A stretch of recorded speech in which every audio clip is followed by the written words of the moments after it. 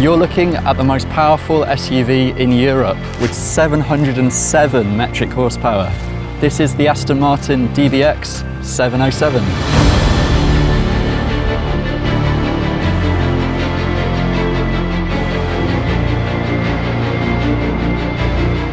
Now, apart from that enormous power output, Aston Martin's also been hard at work on the DBX's chassis. Now, they promise this is the sharpest driving SUV they've ever made. In fact, the sharpest driving SUV you can buy, full stop.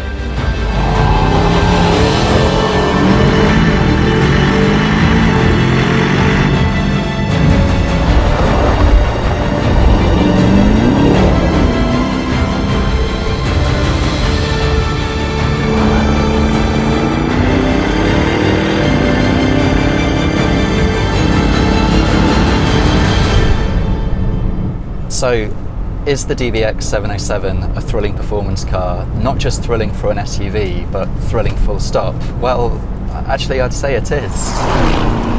I'm on some admittedly pretty special roads here in Sardinia, but if you can hear that, that's what 700 horsepower plus a bit feels like.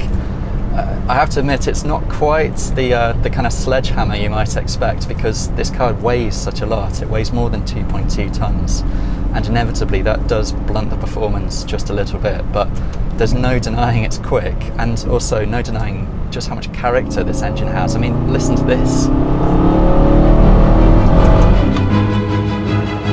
That engine's the brawniest version yet of Aston Martin's AMG-sourced 4-litre V8. Never before has so much power been extracted from this version of the twin-turbo V8, with a jump of 155 bhp over the regular DBX.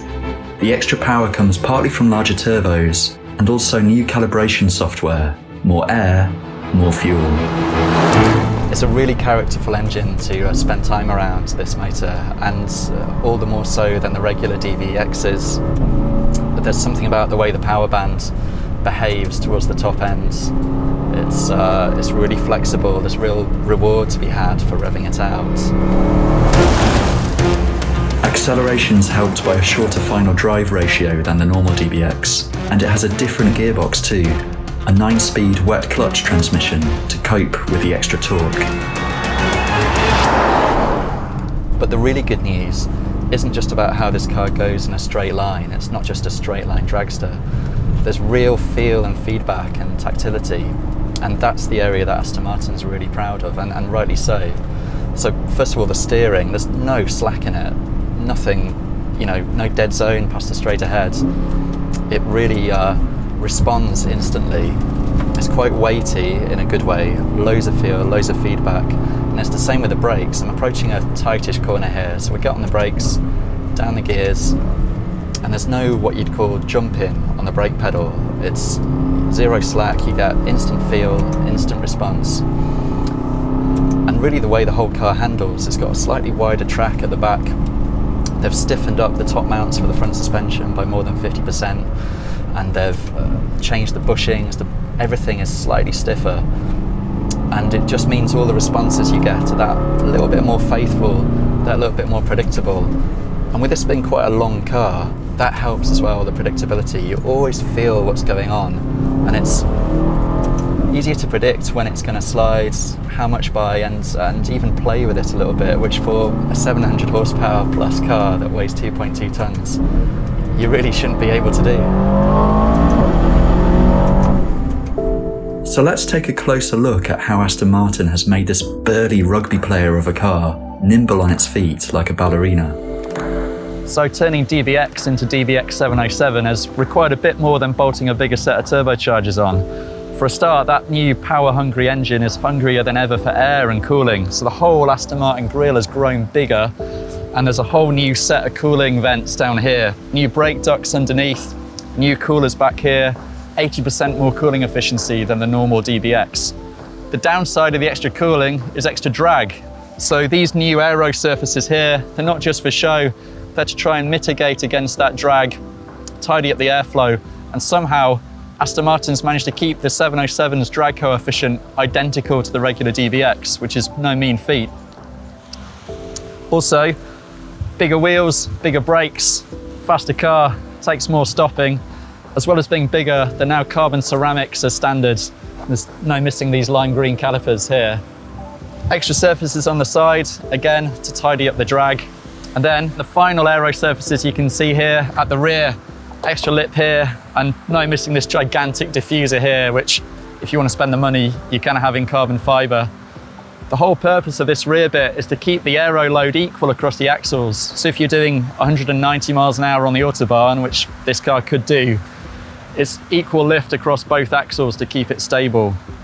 So a lot of changes, but then a lot of money as well. You're looking at the thick end of £190,000 for the DBX 707, but then it's a lot of car. A lot of car, and it's worth remembering that the DBX really does have a lot going for it as a spacious family car. There's acres of interior room, and much better visibility and packaging than many SUVs. The other bit of good news is that the DBX hasn't lost its long distance capability. It's still a really comfortable car, even though the suspension is a little bit lower. This car sits about 5mm lower than the regular DBX in its lowest mode, which apart from lowering the centre of gravity also alters the roll centres, which helps with the handling too. It's still really comfortable. It's on gigantic wheels, this car, 23 inches, which inevitably you do feel in the way it absorbs smaller bumps. It's sometimes a little bit busy on rough roads, but overall the ride's incredibly smooth. We've driven on some pretty rutted roads today, and this car still has that lovely kind of loping, smooth way it deals with bumpy roads. Just a shame it's saddled with a fiddly, archaic infotainment system that could be a deal breaker for some tech-conscious customers. There might also be a nagging tug at the hands of your moral compass, driving a car with a CO2 output in triple digits and double-digit official MPG, beginning with a 1. But in the slightly warped world of the super SUV, the DBX 707 has a real claim to the throne. So overall, it's a really, really convincing car. Would I have one over rivals? I'd think about it, definitely. I think it's right up there with things like the hottest versions of the Porsche Cayenne and the Lamborghini Urus for handling. It's a really, really impressive bit of kit. Would I have one over a regular DBX? I think I would, you know, if I had the money. I think it's worth it for the extra handling finesse, for the extra character of that engine and the extra performance. Would I have one over a sports car or a fast estate? Hand on heart, I'm not sure I would. I mean, I'm having great fun driving this road, but I know I'd be having more fun in a Vantage. And the thing is, I think I'd also be having more fun in a really fast estate car like an Audi RS6 or something like that. I think the fast SUV as a species is still not totally convincing as a driver's car, but the most convincing of the lot. I think the DBX 707 has a pretty good claim. This is a seriously good car to drive and a great achievement by Aston Martin. Now back to the engine.